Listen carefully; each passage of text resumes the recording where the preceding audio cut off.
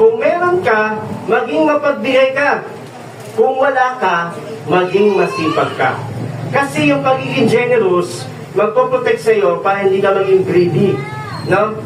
Pero, kung wala ka naman, huwag kang aasa sa ibang tao lang. Kailangan mo magtrabaho, kailangan mo magsipag sa buhay.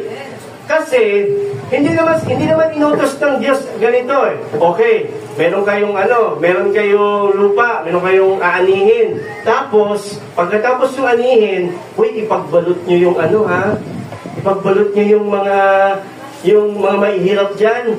Ibalot nyo, ligligin nyo na rin, lagay nyo sa sako, tapos ibigay nyo doon sa bahay na mahihirap, katukin nyo, tapos ibigay nyo yung ani. Hindi ganun ang utos ng Panginoon. Ang utos ng Diyos, kung meron ka, hayaan mo iba na sila din mag-ani ng sarili nila. Amen po ba?